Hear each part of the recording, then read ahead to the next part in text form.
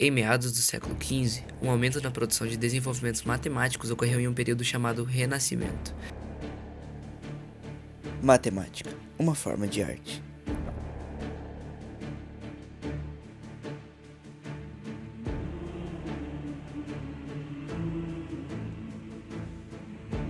Como principais constituintes para esse acréscimo, pôde-se destacar a queda de Constantinopla, que consolidou o conhecimento por ser uma passagem da Idade Média para a Idade Moderna, as grandes navegações, já que precisavam da ciência e dos cálculos para confeccionar os navios, e o invento dos tipos gráficos, que possibilitou a maior difusão entre as obras.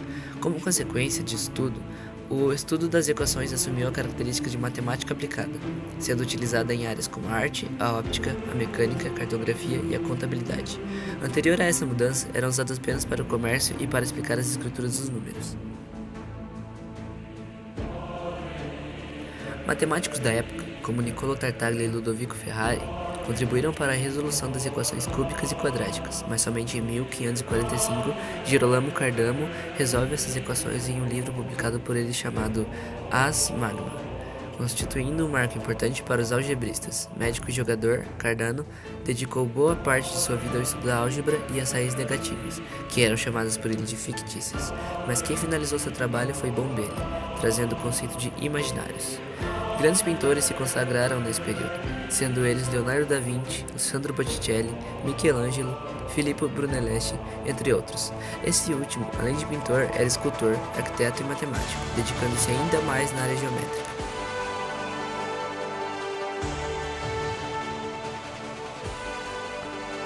Bom, nós poderíamos aqui citar René Descartes, um dos clássicos aqui da matemática, considerado o pai da ciência moderna e que terá significativa contribuição.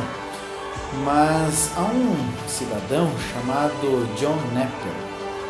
Ele era um escocês e teve duas coisas que ele se dedicou em sua vida, que foi estudar matemática e foi estudar teologia.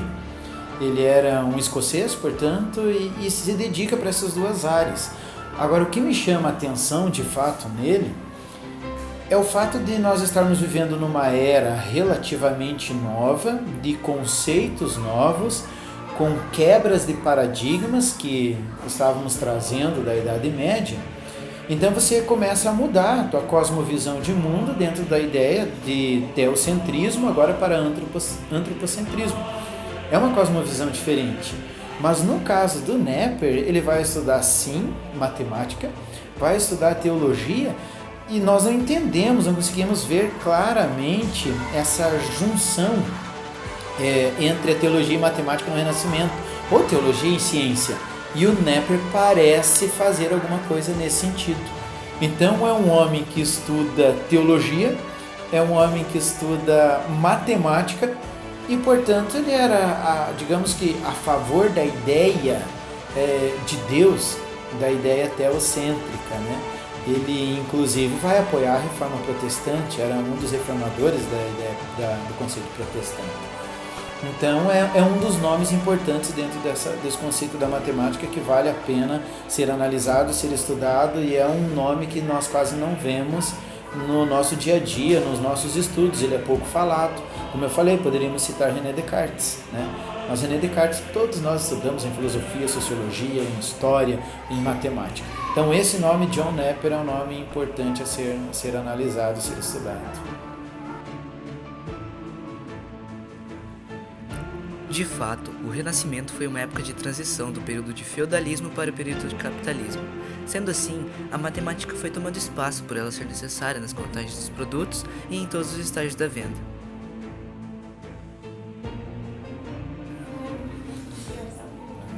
Então veja,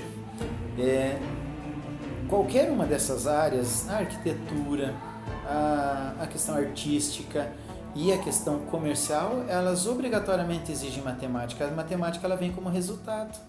Então a matemática ela será resultado do Renascimento. Agora, apropriando-se dessa nova fase, desse novo conceito medieval ocidental, saindo da Idade Média, ali a questão da Europa, a matemática, digamos que ela foi aproveitada de maneira melhor. Então tudo passa a ser estudado com base nos primórdios antigos da filosofia clássica. Agora, no Renascimento, agora nós vamos estudar um pouco mais de arte, vamos estudar um pouco mais de engenharia, vamos estudar um pouco mais de medicina, meios escondidos, como René Descartes, Leonardo da Vinci fazia, e a matemática. Então a matemática vem como resultado. A matemática ela será ampliada depois, passando agora por René Descartes, depois o Iluminismo e a ideia do conhecimento que não parou mais, né? E o desenvolvimento da matemática e das engenharias presentes no dia de hoje, em basicamente todas as coisas que se utilizam no mundo moderno.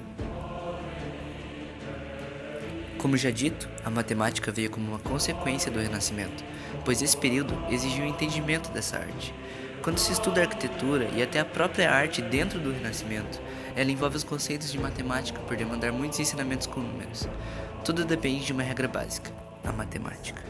Então, quando a gente fala a respeito do Renascimento, não tem como se lembrar dos maiores matemáticos da época. O primeiro nome que eu me lembro é do Girolamo Cardano, que foi lá em torno de 1510, 1520. Ele foi a primeira pessoa que inseriu a expressão polimata. Polimata é aquela pessoa, aquele pesquisador que não trata especificamente de uma área só, mas sim ele faz conhecimentos a respeito de várias áreas, como por exemplo, medicina, a própria matemática, física, religião e música. Então um dos primeiros polimatas foi o Cardano. Ele que inseriu toda a pesquisa a respeito das equações algébricas, tá? E um fato muito interessante é que ele lançou um livro de jogos de azar. E nesse livro de jogos de azar ele começava a estudar toda a teoria de probabilidade.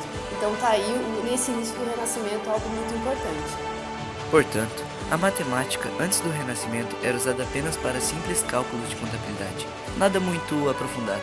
Porém, no Renascimento, a matemática passou a ser usada em muitas outras ocasiões, como por exemplo na óptica, na mecânica e principalmente na arte, em que as obras e pinturas tinham uma perfeita simetria de representação. Quem aflorou essa técnica foi Leonardo da Vinci, trazendo ainda mais a matemática para esse período.